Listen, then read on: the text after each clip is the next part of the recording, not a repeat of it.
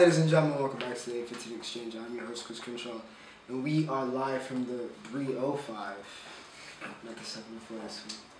The 305, alright, now to continue what is surely going to be one of the most scuffed episodes of this I've ever recorded, with the scuffed intro from the 305. Listen, I just got back, it is 10 o'clock, you're going to get a midnight episode, so welcome to the 850 Exchange After Dark. As always, timestamps are included, okay, in the description. Everything you're looking for, timestamps, social media, all of it is in the description. Also, remember to like, share, and subscribe if you guys are enjoying the content. What else? I think that about covers it. Let's get it going. Combat sports. We had a UFC Fight Night this past week. Tom Aspinall, Curtis Blades was the headliner. Unfortunately, that ended very shortly after Aspinall blew out his knee versus Blades. Blades said he doesn't want to give him a rematch. I mean, that's kind of an iffy feeling. I feel like they should give him the rematch. Aspinall, just unlucky. Unlucky. Cannot get healthy. So much potential there, but just cannot seem to stay healthy. So we'll see what happens there. Jack Hermanson. UD's Curtis as well, so congrats to Jack the Ripper. I saw Curtis gave him the double birds, leaving out of that fight. Big window for Hermanson, kind of reestablishing himself back in that division. Big news, Paddy, and it wasn't really a great fight, but it was a great finish. Paddy, the baddie, the hype continues, subs Levette. Just an impressive performance from Paddy. It wasn't the greatest fight, to be honest, but, you know, the hype train rolls on, you know, the hype train rolls on. He's a great character. I loved his speech about mental health at the end. And Krylov, just Gus. Gus is being taken out to pasture. Alright, respectfully, I love Gustafson. I love Alex. He's being taken out to pasture. He's being taken out to the pasture, and it's done. Alright, Krylov, KO's Gus. It just sucks to see as someone who's, you know, loved and respected Gus for so long. It's just, not that I'm, like, losing respect, but, you know, he's just not the same fighter, right? Everybody understands. He's just simply not the same fighter. If you see me checking to the right, it's because I have a DoorDash for Zaxby's. I'm going to be completely transparent about this entire episode. Yeah, it's going to be in that one. But yeah, that was combat sports. Now, let's talk about the MLB, right? Let's talk about the MLB because that happened exactly last week. We had All-Star Weekend come to an end and just kind of do everything. We had an incredible home run derby. Juan Soto. A lot of stuff in the news about Juan lately, but yeah, Juan Soto beats Julio Rodriguez, the two Dominican stars in what was celebrating one of the greatest Dominican stars in baseball history, Albert Pujols. We had two Dominican young stars, young superstars, must I say, in the final, and yeah, that was just a cool moment. Julio hit the most home runs, hit the second most home runs I think anybody's ever, 30 in back-to-back rounds. But didn't have enough. Soto gets it done. We'll see if he ends up, which is not looking very likely with the Nationals after turning down that contract. But yeah, just a lot going on there. But Juan wins the home run derby. The AL for the 9th straight year won the All-Star game. Stanton won MVP, so you love that for the Yankees. Just everything's going well. Hopefully we can keep that going. And speaking of the Yankees and everything going well, we have terrorized, specifically Aaron Judge has terrorized the Baltimore Orioles this go-around. Now up to, I believe, 37, unless he's hit one today. But yeah, 37 home runs for the Judge. He's been, again, listen, if Ohtani wasn't Ohtani, he'd be the MVP, I think, in a runaway. But yeah, Judge, out of whatever slump there was, whatever you want to call it. But yeah, he's back to business, 37 home runs. It's just, dude's insane. Dude's insane. I have his jersey, and I'm very, very, very proud of it. Please pay the man whatever we need to pay him to keep it. Keeping it going, before I get to the Rolling Loud segment, and while my DoorDash is about to get here so I can cut this, we're going to go over to entertainment, right? We're going to go over to entertainment, which I might end up saying in the segment from the 305. But anyways, Marvel announcements, Secret Wars. Yes, finally. Interested to see what type of Secret Wars they do, but we do have Secret Wars coming. I'm very, very excited about that. Black Panther, Wakanda Forever, also coming out. So excited for that. It's going to be weird, though. No T'Challa with Neymar, just kind of weird dynamic. But I'm willing to give it a chance. And kind of see what happens. Looks like the women are going to be featured very, very prominently in that. And I trust Ryan Coogler with my life. What else from Comic-Con? Yeah, they just kind of announced the full slate. Gave some looks at Ant-Man, Quantumanium. Kang is up, is the big baddie. We'll see what happens. Fantastic Four is coming. Nothing on X-Men, but, you know, we'll see. But, yeah, it was another great Comic-Con. You guys can look at, or I might have posted a picture of what happened there. But, yeah, very excited for all that and just kind of to see what happens because, you know, it's always fun to see what the superhero shows and what's going to happen at Comic-Con. But, like I said, let's go back to the 305 for my Rolling Loud commentary. It's the end of Rolling Loud. We just finished, what, day 3? Would everybody like to say what their favorite set was?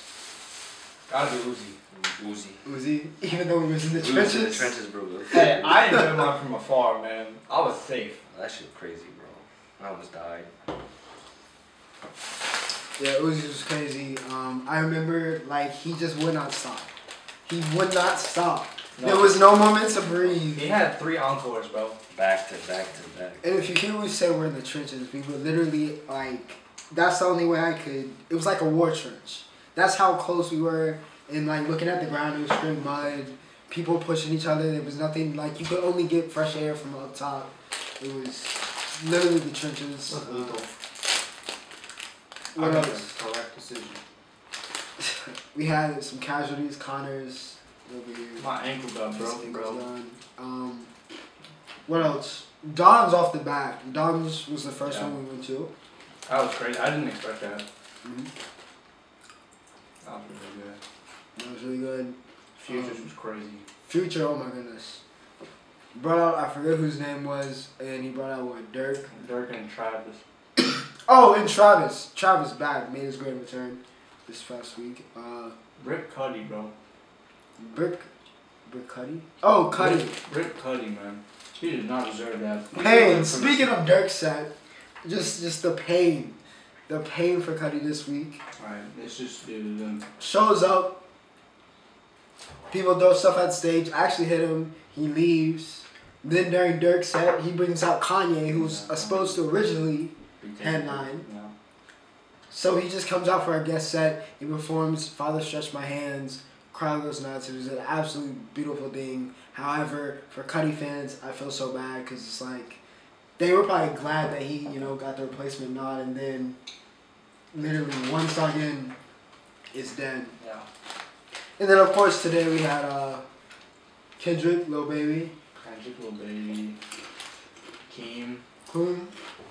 Kodak. Kodak, yeah. Kodak surprised me. I didn't think he'd be that good. He was pretty good live. I was interested to see how Kodak was going to be live, but he got hits. Lil Baby was great as expected, and then Kendrick just knocked it out of the park. The presentation was different. The background kind of like Druids was crazy. Like that he stayed on theme, kind of sold like a narrative throughout the concert with what he did. And it was cool to see that I forget how many $1 million kind of crown that he had on his head as well. That I guess he's bringing out for all the performances. But yeah. Overall, will we do Rolling Loud again? If I had the money. If we can afford it. We get the VIP. Be back when we get VIP plus. Get the shuttle pass. Oh, the shuttle pass would be so Stop acting like we so damn smart. We good. I really thought we were smart, bro. But my tips for Rolling Loud if you would go next year. Be prepared. Be prepared and don't think you can do as much as you can because you will come back from these very tired and it will take all day and you have to get there early. So plan ahead of time. Don't think you will have all the time in the world, but enjoy it. Rolling Loud was great. Get the water pack too, bro. That thing came close. Get the water pack. Get your yeah. your fanny pack. That's see-through. Whatever it is, make sure you have that. You're gonna need the water, especially if you're in the trenches. But yeah, that was Rolling Loud. All right, ladies and gentlemen, and we are back. And to main event this week, we're gonna do Worlds. All right, we're gonna do the World Championships because it's been great. Okay, the U.S. broke the record for having the most medals won by one country in the history of Worlds. So pat ourselves on the back for that. But of course, that was led by the woman I proclaimed a couple months ago to be the face of women's track. Sydney Mclaughlin furthered that claim by not only winning the 4x400 to conclude, which we also won in the men's, shout out to the men as well, but also breaking her world record yet again by 0.8 of a second, which is ridiculous, becoming the first woman under 51 seconds with a 50.68 in the 400-meter hurdles, which would have been the 19th best time in the world in the open 400. She's the GOAT. Simply put, the GOAT. She's only a year older than me. Sydney Mclaughlin is the face of women's track and field. Argue with your mother. Argue with the mother. She is her. Alright, she is her. She's undisputed. The queen. The best in the world today, pound for pound. Really want to see her run the open 400, but yeah, Syd does it again in the 400 meter hurdles. We also won the 4x1, barely, with the women's. Shericka Jackson, who I'm about to talk about, nearly hawked down TT Terry, but TT was able to get it done and hold off enough. And yeah, Abby Stoddard, who was also in the 4x4, she becomes a two-time world champion, so shout out to Abby. Even though I'm not sure she had the performance she wanted in the 200, she did get it done in the 4x1. So yeah, shout out to the women's 4x1 team. They got the win there. Shericka, like I said, she wins the 200. Yeah, world lead, meet record. Yeah, I mean, I feel like there was kind of saw it coming since Shericka kind of arrived. She felt like she was the most 200 ready because of her body type, because of how she runs, compared to Shelly Ann and Elaine, who. It's kind of weird. Shelly Ann was on this Worlds, and so was Shericka. Elaine wasn't as much. At least not to her Olympic form. So it's kind of weird. It's like Shelly Ann is dominating the Worlds. Elaine dominates the Olympics. It's kind of weird. But anyways, Shericka gets it done, wins the 200. It was another great week for the Jamaican women. They had another great week at a major, world event. We're going to remember these trail for a very, very long time. Mike Norman finally gets his 400 meter world title. God bless. Shout out to Mike. Noah Lyles runs a blistering, I think 19-3-1 or something, to win the 200 over Arian Knighton and Kenny Bernard. We also got a sweep in that, but I think I talked about that last week. Or maybe not. But anyways, Lyles won that. What else? Oh, Mondo broke his own world record. So yet again, another, I think Mondo's only 22 or 23 as well, just like Syd. Breaking their own world record and just just that much better than everybody in their field. So yeah, shout out to Mondo of Sweden. He wins the pole vault yet again. And with that said, ladies and gentlemen, we have reached the roundup and going to motorsports, which is what this roundup is going to be about. First off, Kurt Busch out, Ty Gibbs in. So we got the first taste of Ty Gibbs in the Cup Series. Of course, Ty, well regarded as arguably the #1 prospect, quote unquote, in all of NASCAR. Yeah, finally got the call up for a brief moment as Kurt was still dealing with some concussion symptoms after the qualifying crash, which was unfortunate. But Ty filled in, drove solidly. Wasn't too awful for, a debut. So congrats to Ty Gibbs. Probably going to be a major player very, very soon in the NASCAR world. Yeah. Inspection failed for both Denny and Kyle, so Chase Elliott collects yet another win at Pocono. So yeah, congrats to Chase and everybody in Hendrick. Unfortunate for Denny and JGR and just kind of what happened there. But yeah, Chase collects another win. He's been the man on fire this year. We'll see if he can continue it as we get closer and closer to the playoffs. Max Verstappen wins the French Grand Prix. Charles is deflated. It's just all sad for Ferrari right now. But yeah, Max on top of the world, looking like he's going to go back-to-back. I think it'd be very hard to see him kind of falling off and not going back-to-back. But yeah, looks like a new era has finally arrived in F1.